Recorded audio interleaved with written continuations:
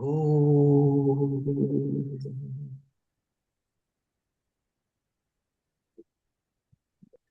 Assalamu alaikum wa rahmatullahi ta'ala wa barakatuhu. I hope you hear me well. You see me well. Yes, Thank you. Thank you. Um, Alhamdulillah, with this beautiful name, Al-Aziz, we are actually reaching a threshold. We are still in the same verse, but we are reaching a threshold because this name has appeared in the Quran more than any other name in the Quran. If we don't count Ar-Rahman Ar-Rahim because they are always there in Bismillah Ar-Rahman Ar-Rahim, but we know very well that Bismillah Ar-Rahman Ar-Rahim is not an integral part of the surahs. For example, the name As-Salam appeared only once, Al-Mu'min only once, Al-Muhaymin only once. But Al-Aziz appeared 92 times. And it never appeared alone. It has appeared always in a pair of a divine name. For those of you who were uh, with us, attended with us, the not the last Ramadan, the Ramadan before, maybe you remember that I have given presentations on the pairs of divine names, and I offered the contemplation and meditation on the divine names, but as pairs, not as single name like we are doing now. And what we said back then, the summary of the whole class, that when we have a pair of divine names mentioned in the Quran as a pair, that gives birth to a third unpronounced divine name. It gives birth to an energy, to a quality, a third divine name, which is the combination of these two divine names together. And what I said 2 years ago is the dialogue of these two divine names together. When one of them will become masculine, the other one will become feminine. And we said that there is no single divine name that is all the time masculine, and there is not one single divine name that is all the time feminine. This is my approach. I disagree with those who say that we can actually make a category of divine names as masculine all the time and other divine names as feminine all the time. No, all the divine names are gender fluid. They can actually be masculine and feminine, depending on where they are put. And the best example is Al-Azīz. Al-Azīz, you find it with masculine energy when it is combined with Ar-Rahim, for example. And you find it with uh, uh, uh, feminine energy when it is combined with Al-Hakim, for example. Al-Azīz, the precious, the difficult to find, the above all expectations. Yeah. So Al-Aziz I translated as, you see me well? You yes, okay. Al-Aziz I translated as the inviolable strength, power without violence, the dignity that does not yield.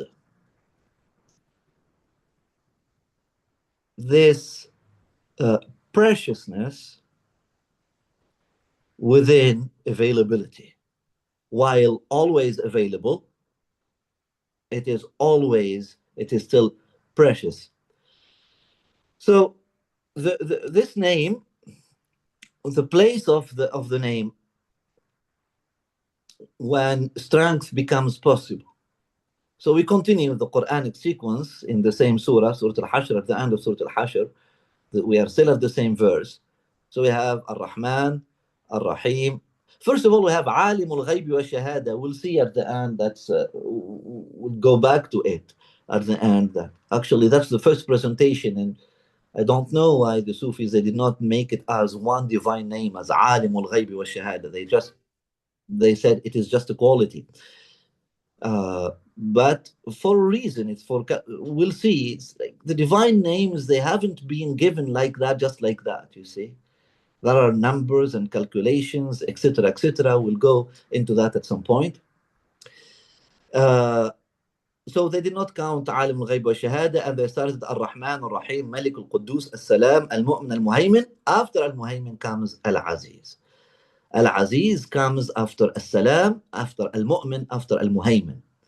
We said that there is a logic in the names, and every name is calling for the other to be born, to manifest, in part to correct it. To correct, not because the name in itself is missing something, but we said because the understanding of people, the incarnation of that name in the human. You are recording, Adam, right? Are you recording the session? Yes. Yeah, thank you.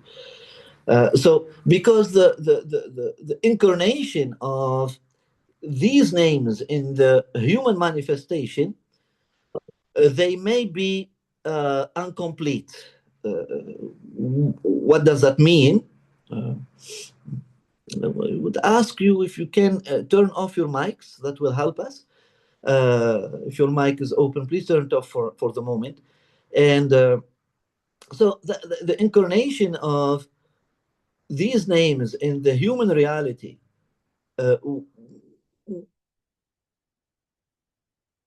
the human cannot only incarnate the light of anything, the human will incarnate the shadow as well.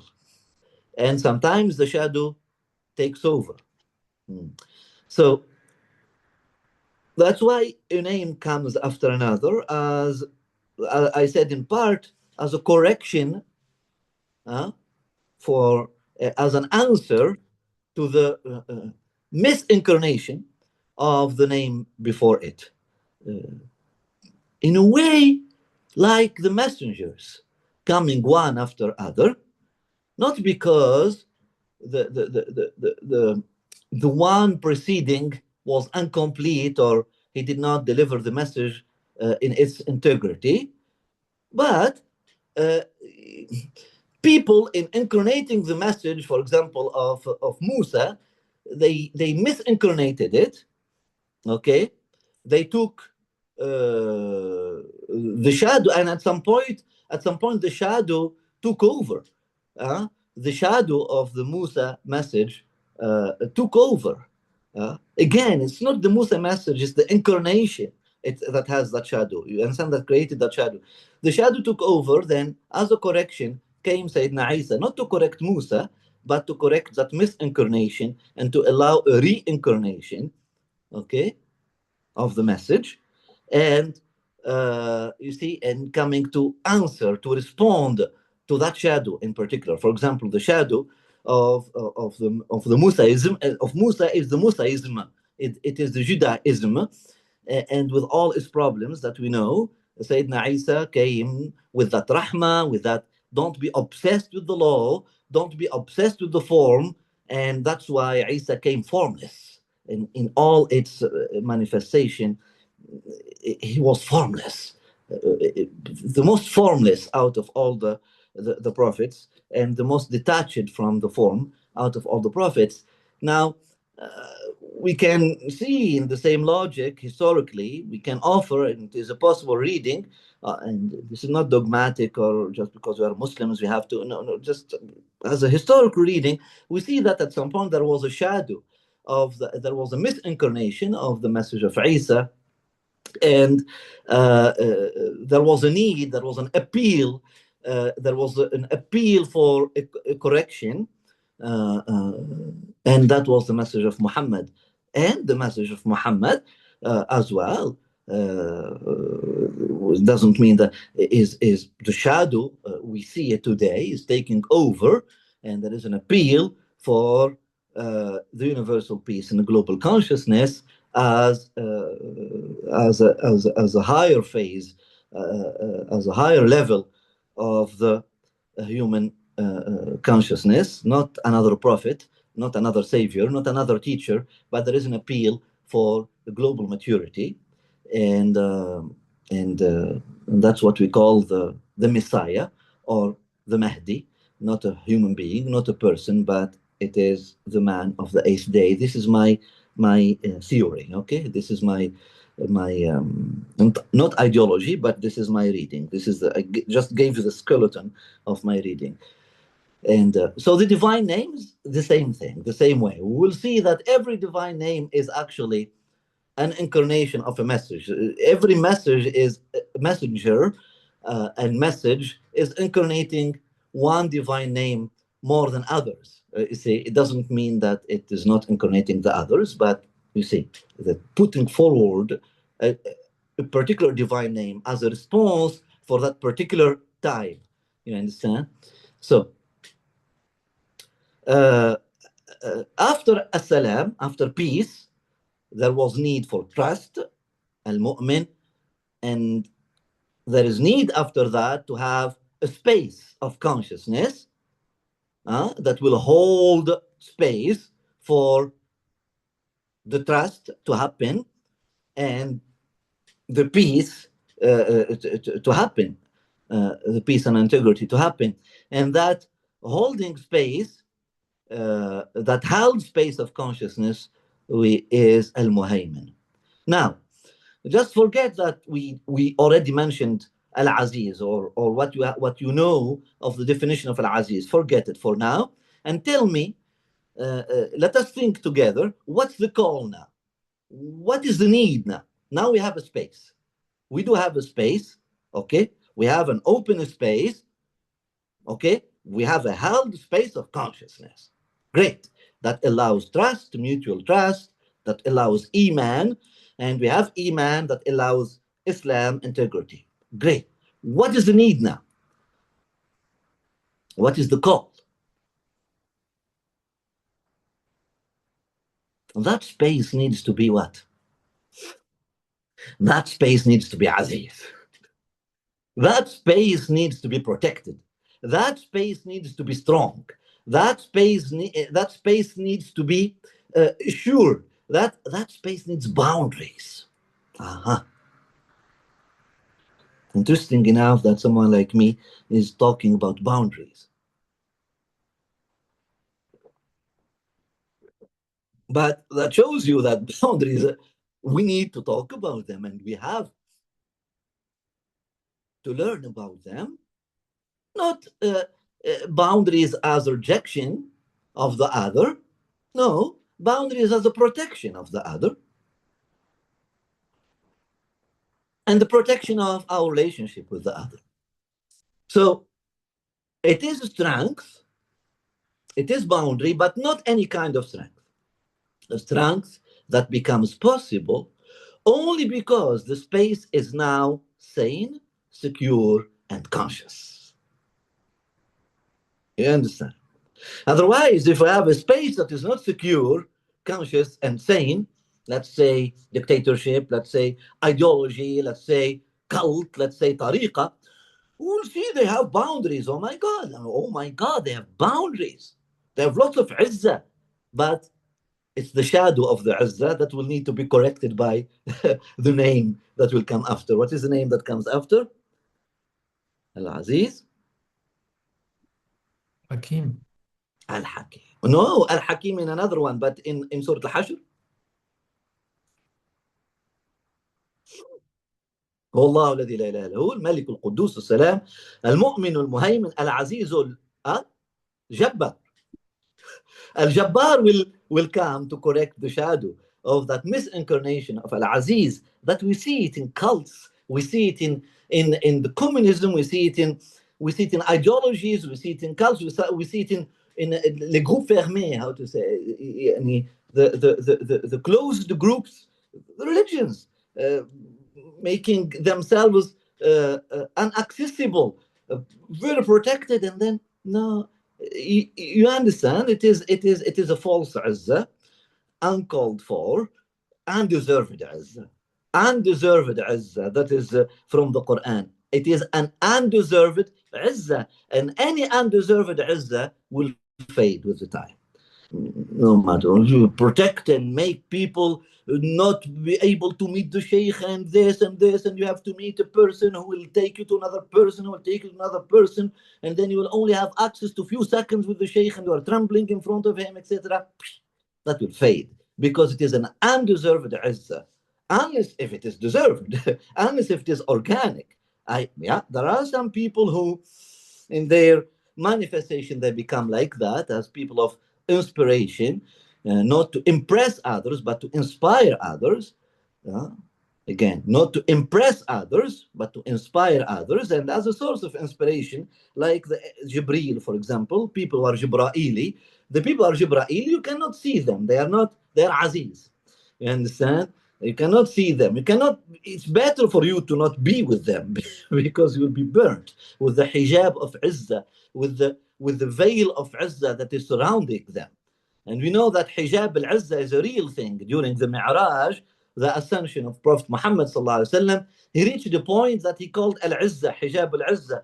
And we know in the Mi'raj narrative, again, we're not here in a aqidah or dogma or anything. It's a piece of literature that we can come to, I would say, philosophical text that we can contemplate, or a piece of literature that offers us the possibility to contemplate it philosophically. Okay, that's how I approach the Mi'raj, not as a dogma or whatever.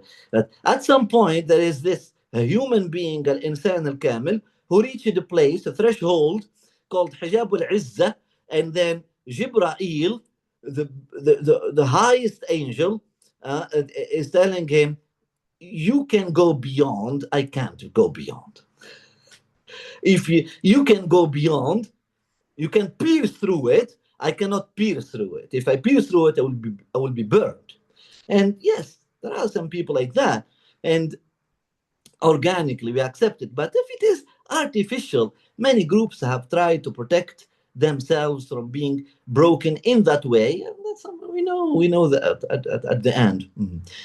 Now, if this is real and could make someone like myself uh, too authentic, to make himself Aziz, like hate that Izzah and run away from it, there is a call for a healthy Izzah. There is a need for a healthy Izzah. How can you hold the space of consciousness and keep it vulnerable and leave it vulnerable and leave it open to anyone to come and ruin it? And leave it open because I'm open to everyone. Come in, come in, come in, come in. Take the mic, say whatever, and then people will just ruin your identity, can ruin your message, can collapse your rawda. Okay, I'm not talking from place of wound. I'm talking from place of an experience. You understand? It is a name that I have a particular connection with as well because I miss. Uh, uh, I would say I have neglected it. So a space of consciousness well held that is holding this possibility for Iman to grow and Salam to grow. If you can send a message for the French people or open for them, Adam, somewhere and tell them to wait for us a bit. We did that. Yeah, thank you. So Al-Aziz, a space like that, I'm sorry, deserves to be a sane space, a secure space, a conscious space, deserves protection, deserves boundaries and strong boundaries, yet kind boundaries. Without Al-Muhaymin, Al-Aziz would become brutality. With Al-Muhaymin, Al-Aziz becomes justness incarnate. Now, what the word Aziz truly means in language. The name Aziz, often translated as Almighty, which dangerously associates it with domination again. In reality, the root Azaza, Azaza, which is actually coming from the dual root of Azza as well. It means in the language To be inaccessible to humiliation, number one. Someone is Aziz is someone who is inaccessible to humiliation. That's why you find it as a pronoun. One of our sisters looking here, attending with us, is her name is Aziza. Huh? You see, to be inaccessible to humiliation, to be unviolable, to be dignified, to be solid and unbreakable, to be rare and precious, to be firm without being harsh. These are the linguistically speaking, these are the meanings of Al-Aziz. So Al-Aziz, as a conclusion, is not the force that crashes, it is the force that cannot be corrupted.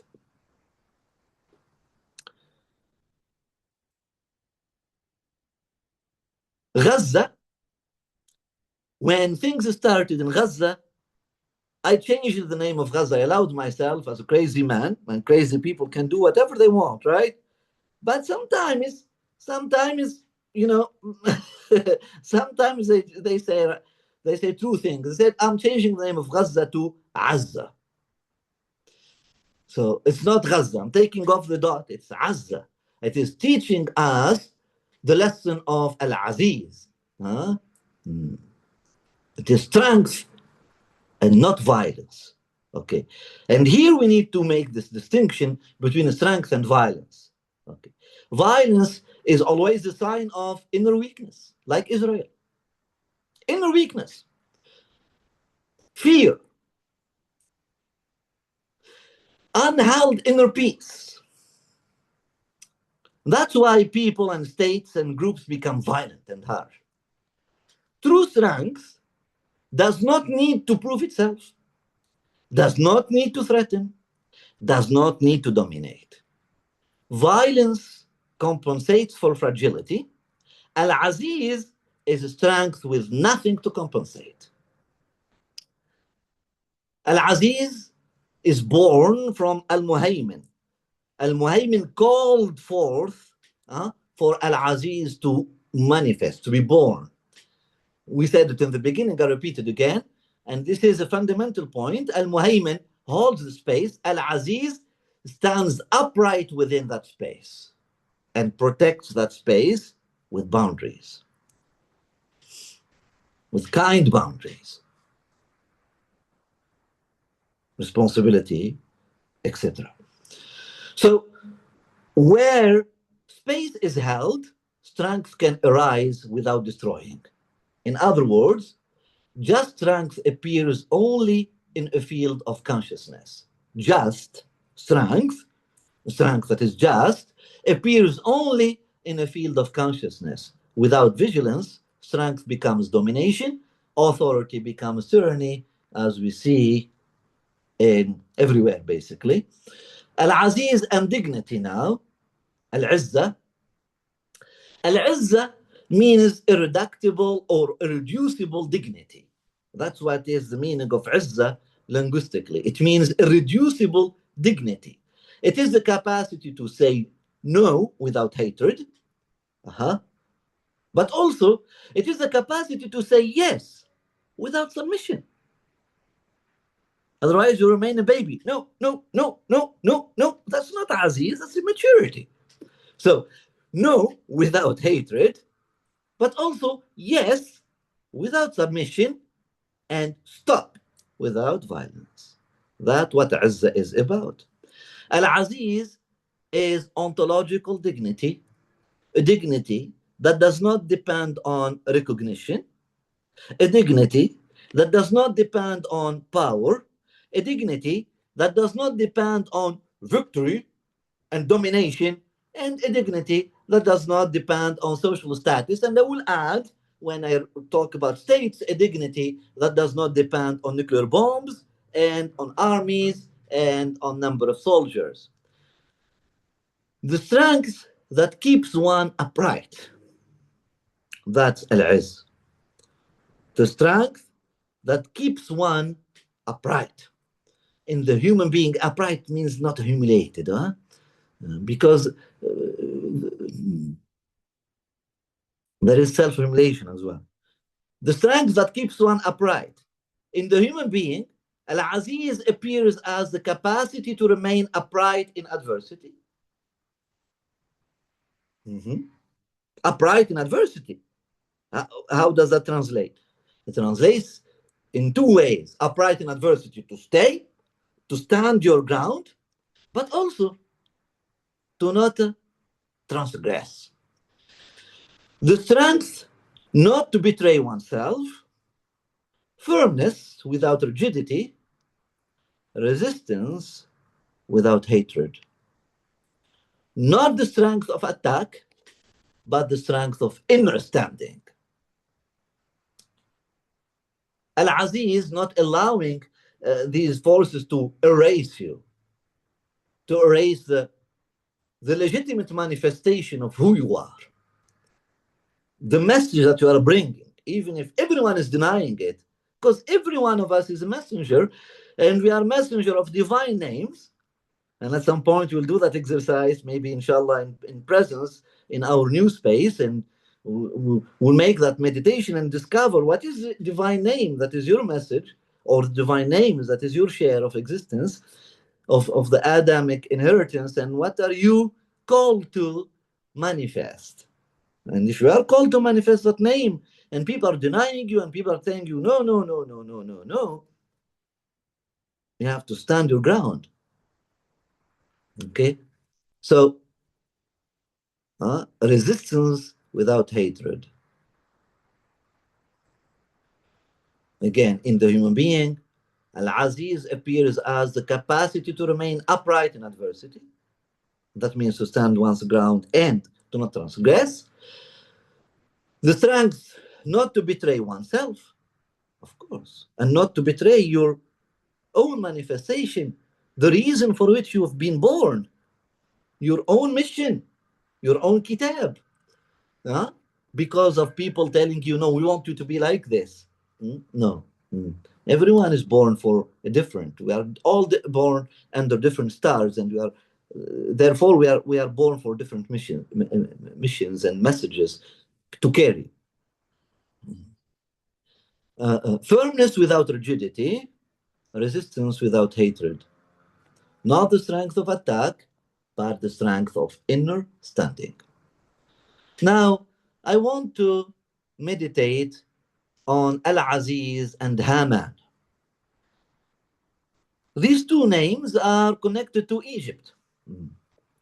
Well, and Al-Haman was the prime minister of Pharaoh, but also Al-ʿAzīz was the prime minister of Pharaoh. Not in the same time. Al-ʿAzīz was the prime minister of Pharaoh, of the king of Egypt. He was the mayor of the main city of Egypt, and the prime minister and the general of Pharaoh in the time of Yusuf, and Haman was the prime minister in the time of Musa. We spoke about Haman last time, so let us talk about Al-ʿAzīz this time, incarnated in Yusuf. In the story of Yusuf, the Egyptian governor is called Al-ʿAzīz. We see that's the beginning. We are still closer to Osiris, to Prophet Osiris, and to Prophetess Isis, and to Prophet Horus. We are still close to the beginning of the pharaohic manifestation. And Pharaoh means the guardian and the shepherd, linguistically speaking. There is nothing wrong in it. But we are still in the beginning. And the beginning of building the state. And in that time, the minister is called Al-ʿAzīz. And why was he called Al-ʿAzīz? Because he was the hijab al-Izzah. He was the veil of Izzah. He was the intermediary between the king, the pharaoh, and people, because there was a need for that. And there is a need for that.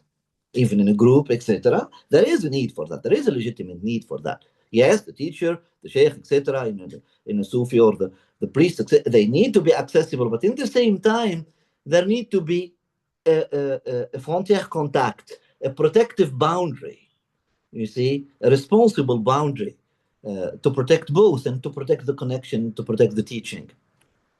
For example, and in the States, of course, we need hajib, we need al-aziz. So al-aziz or al-mu'azziz is a need. And it appeared, you see, in the time of Yusuf, it was the beginning of the dynasty, of the same dynasty that became after that, we saw the end of it with Musa. And it started a bit before Yusuf.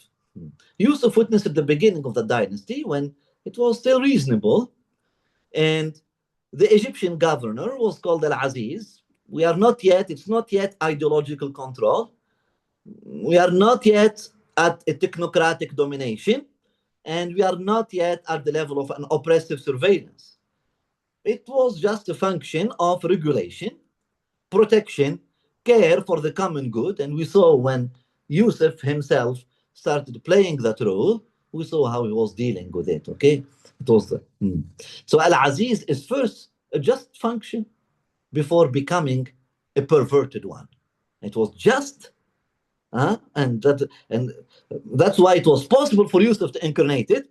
But when it became corrupted, Musa was not able to incarnate it. That's why he left Egypt. He was the inheritor of that function. The call was that he becomes the inheritor of Haman. All right? Not to become Pharaoh, but to become Haman. But no. You remember last time we spoke about Haman, how it is a shadow of Al-Muhaymin. So Yusuf, when I meditate on Yusuf, in the life of Yusuf, it's all about Al-Aziz, and that's the name that is connected to Yusuf. Remaining Aziz. Before becoming Al-Aziz, the life of Yusuf is a complete meditation on Al-Aziz. Everything was attempted to humiliate him. Okay? Betrayal by his brothers. They accused him of that he was a thief, that he committed theft. Actually, still in some Judaic literature, they still believe that actually Joseph he stole the relics of his grandfather, but they actually defend it. Somehow, I don't understand it. Like Jacob betrayed his brother, Yusuf betrayed his brothers, but that's why they were smarter than anyone than their brothers. That's why they deserved that izzah. What a perverted lecture! What a perverted lecture! And I know that we have some Jewish people attending with us, and with all love, I say, what a perverted lecture. I mean, I would say it for 99% of the lectures of the Quran today, perverted. So it's not. I consider myself Jewish as well, so it's not attacking another group. But what a perverted lecture, really. When like Isaac, he deserved his place because he pushed away his brother Jacob. He pushed away his brother Esau, and he like manipulated. And Joseph, he stole the relics in a way and manipulated against his brothers. Perverted. And you see, because that reading is making them that al-baqa'u lil-aqwa. Who is Aziz is the one who manipulates and lies and makes himself really strong. And you see why I said perverted lecture, because it has an impact on your behavior after that. The opposite is also true, to be the victim all the time, the innocent, the naive one. That's not a healthy lecture, neither. But so he was accused by his brothers, he was betrayed by his brothers. After that, there is slavery, loss of status, prison, slander. Oh my God. Not everything was attempted to humiliate him. And yet, Yusuf never loses his inner izzah. He is Aziz inwardly. And that's why, at some point, that inward izzah was allowed to manifest, and he became Al-Aziz of Egypt. Politically speaking, administratively speaking. Even in prison, he was dignified. Even as a slave, he was intact. This teaches a decisive truth. Izzah is not a position, it is an access. Huh? It is an axis that allows our verticality. When the function recognizes what was already there, that's how I see the end of Surah Yusuf. When Yusuf is finally appointed governor, his brothers call him Al-ʿAzīz. And they tell him, يا أيها العزيز قد مسنا وأهلنا الضر. But the function does not create his dignity. It recognizes a dignity that already existed. Power does not produce izzah. It can only reveal or corrupt what is already there. This is the exact opposite of Haman, for whom function compensates for inner emptiness. There was an evolution after that in the history. From Al-Aziz to Haman, a degradation of a function and a degradation of a dynasty. Here lies the key historical and spiritual insight. In Yusuf's time, Al-Aziz, just governance, protection, foresight. In Musa's time, the function degrades. It becomes Haman, technocracy, ideology, control. Power is not evil in itself. It becomes destructive when inner izzah is lost. Al-Aziz told Bani Israel, come, ادخلوا الأرض التي, come in peace, you are allowed. Haman humiliated them and reduced them to slavery. Power is not evil in itself, but it becomes destructive when inner izzah is lost. Because only someone who has lost his inner izzah or her inner izzah will humiliate other people. Huh? We know that. And only a state that lost its inner dignity and its inner izzah, that will act like the states today, like Israel today. And that's a call. That is announcing their end completely. Oh, I'm taking that energy of Al-Aziz myself. I don't know why I'm talking like this today, but every name has its own energy. Let us integrate it. Let us welcome it as it manifests. When strength is no longer rooted in dignity, it becomes violence.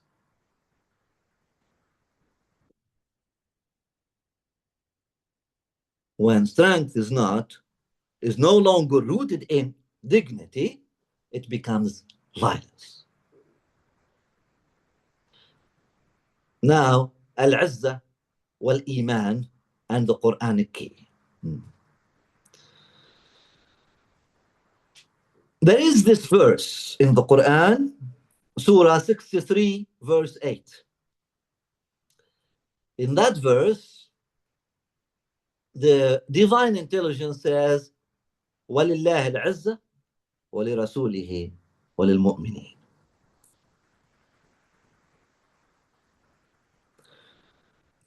The translation for the market, to God belongs might. Now, I would replace it with dignity. To God belongs dignity, and to his messenger, and to the mu'mineen. Okay. Market translation, to God belongs might, and to his messenger, and to the believers. There is no might for believers. In the reality, and no dignity. You can believe in anything you want. That's why the translation is dhulm, is so unjust, so unfair. So let us keep mu'mineen for now.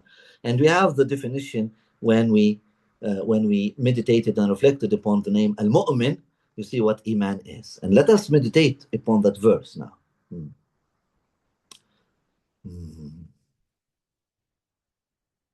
I remember when my father, actually, subhanAllah, same thing, my uncle reminded me of my father.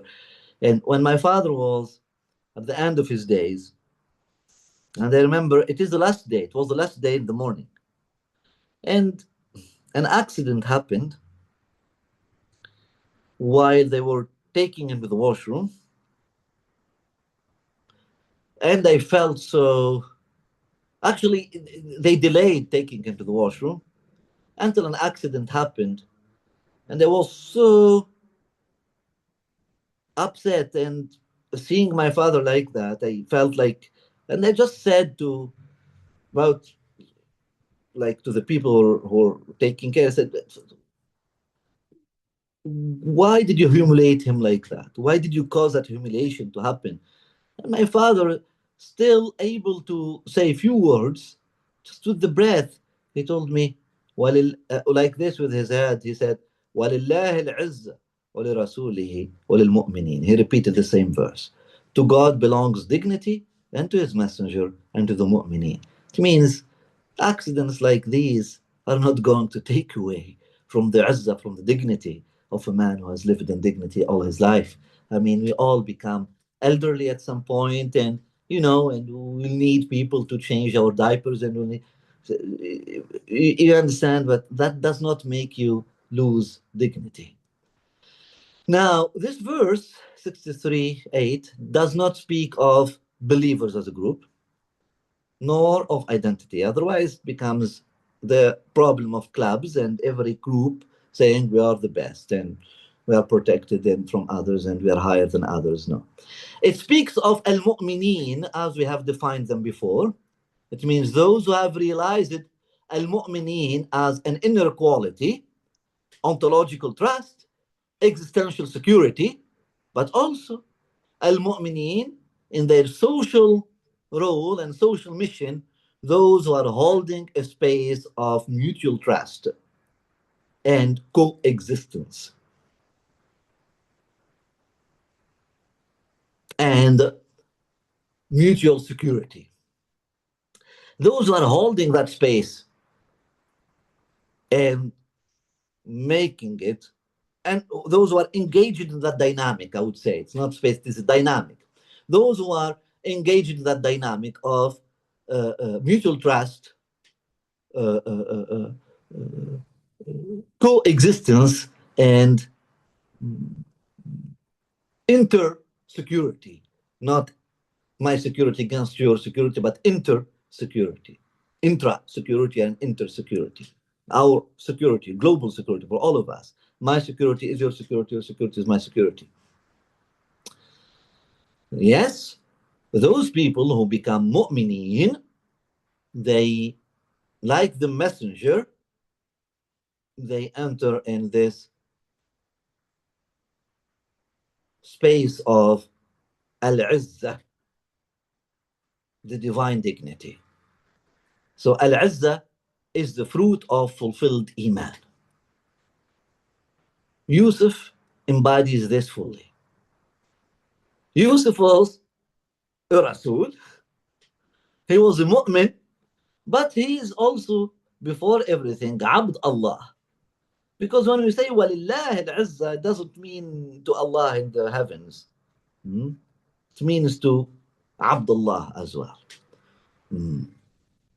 Anyone who says Inni Abdullah, he is in the Izzah of Allah. Therefore, he belongs to Izzah, a dignity that prison cannot remove, slavery cannot break, humiliation cannot touch. Inattackable dignity. This is a central axis of our teaching. Nothing can destroy Izzah if it is rooted, not defeat, not loss, not violence, not injustice. It is a dignity not based on victory, not based on domination, and not based on success. Again, it is Al-Azīz. In the Allah Akbar, in the Muhammadan al-Muhammad history, the true Islamic history, not the one that we read in books, the incarnation of Al-Azīz is Al-Hussein alayhi salam. Because he's the one who was like humiliated the most, etc. And even his body at the end, but he remained Aziz. Now, we spoke about Azza, I told you about Gaza, the land of dignity, a land destroyed, bombed, starved, yet still Aziz. One can kill, one can destroy, one can oppress, but one cannot humiliate a people who have preserved modesty, inner verticality, and collective dignity. Now, these two is Al-Aziz. Not military power, not political victory, but dignity that does not yield.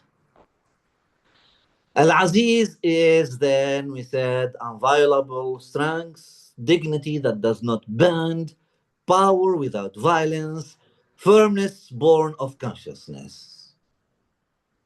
Again, Al-Aziz is inviolable strength, dignity that does not bend, power without violence, firmness born of consciousness, and they can add boundaries that are kind and responsible.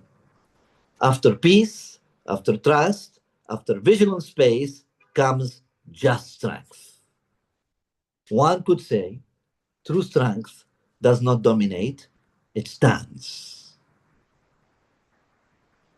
True strength does not dominate, it stands. Al-Aziz is the strength that appears when the being is no longer divided, when consciousness is present, and when freedom can incarnate.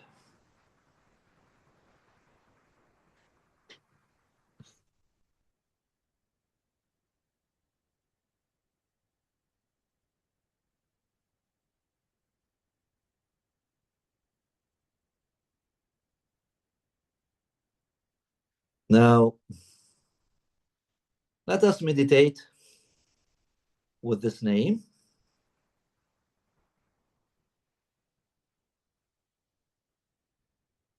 Take a moment to settle.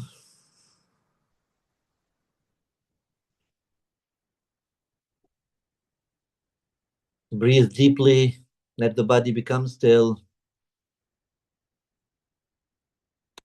Let the breath find its natural rhythm. And gently turn your camera on if you can. And at the same time, turn your attention inward, not to what you do, not to what you have, but to what remains of you when everything else is taken away from you.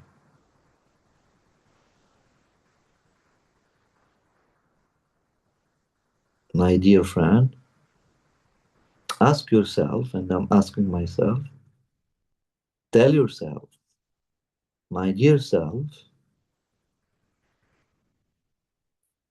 what remains of you when everything is taken from you?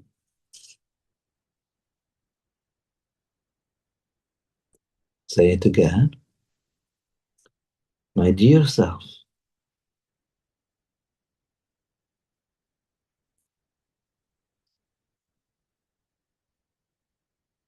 what remains in you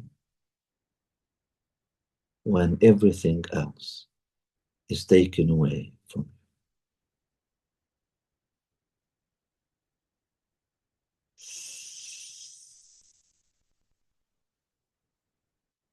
Turn your attention now to your spine.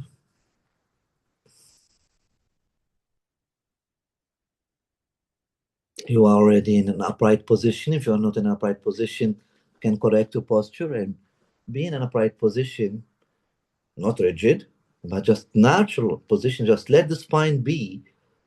And you will see that our normal position is to be upright, that uprightness is actually our nature. And look at your spine, it's not rigid, it is just standing and allowing you to stand. There is in you an axis, a vertical line of presence before any role, before any job, before any success, before any failure. There is something in you that simply stands. This is where you find Al-Azīz in you. This is where Al-Azīz begins. Bring to your awareness now a moment when you were misunderstood,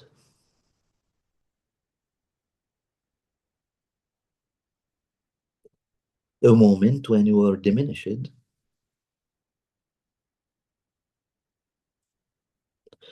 A moment when you lost something important. And now notice something subtle.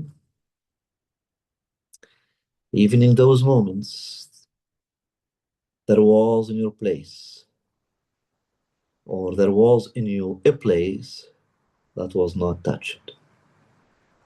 And I can assure you, even if you've been raped or something like that, there was a place in you that was not touched, that is Aziz, naturally speaking. Just you need to find it and recreate your Izzah out it from that spot, from that seed of Izzah within you. You are a carrier of that seed.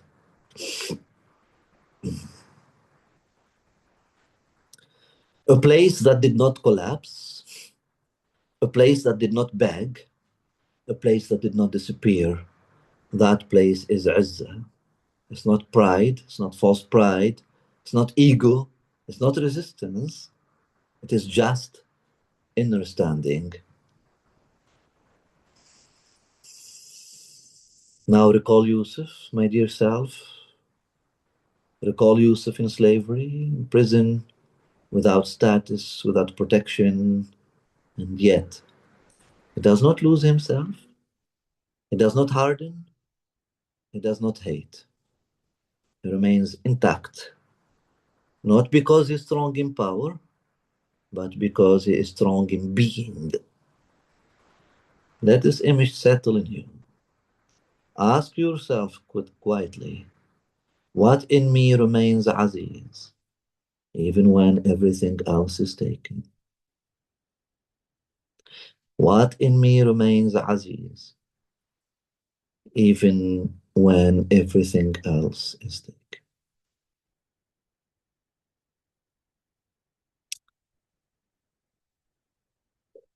Now bring your attention to your chest, to the center of the heart, not the emotional heart, the ontological heart, which is right in the middle of your chest. Feel a subtle firmness there. It's not tension, it's not contraction, calm, a solidity, as if something in you says, I will not betray myself. I will not sell my soul. I will not lose my verticality. This is not defiance, this is dignity. Now breathe into that place.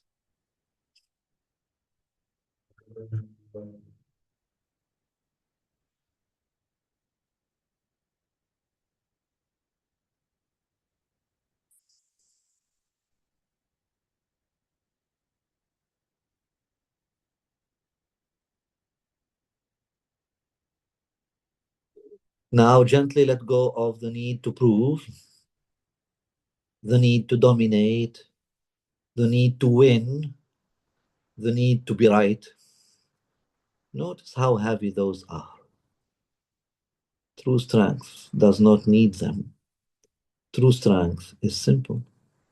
True strength is natural. It is the capacity to remain aligned when the world tries to bend you. Now, silently, inwardly, you may repeat, Ya Aziz, Ya Aziz, Ya Aziz, Ya Aziz. Keep going. Ya Aziz,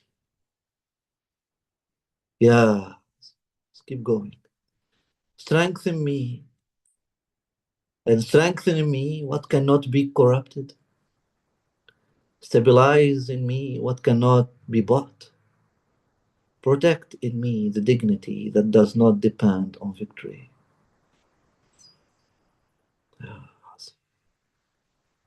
Yeah, yeah. Let the name resonate, not as a word, but as a quality of being. Now, sense this clearly. There is in you a place that insult cannot reach, prison cannot destroy, defeat cannot humiliate, loss cannot empty, not because you are invincible, but just because you are rooted. This place is not heroic. It is quiet, simple, unmovable. This is Al-ʿAzīz in you, my Aziz, Azizi, my dear.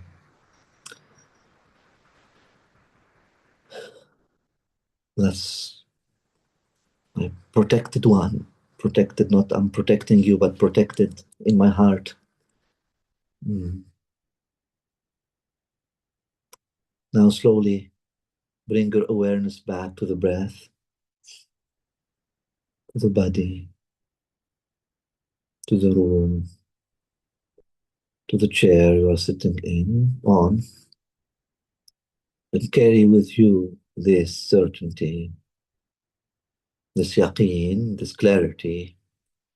Power can be taken, status can be lost, freedom can be removed, but dignity, when it is rooted, cannot be stolen. Oh,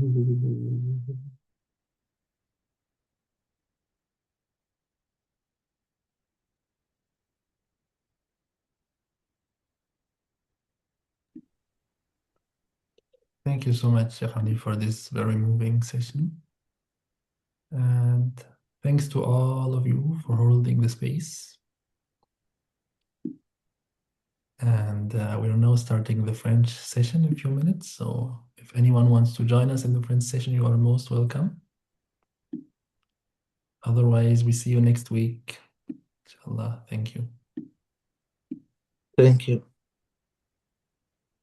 Thank you for opening your cameras. Inshallah, other people will do that in the future.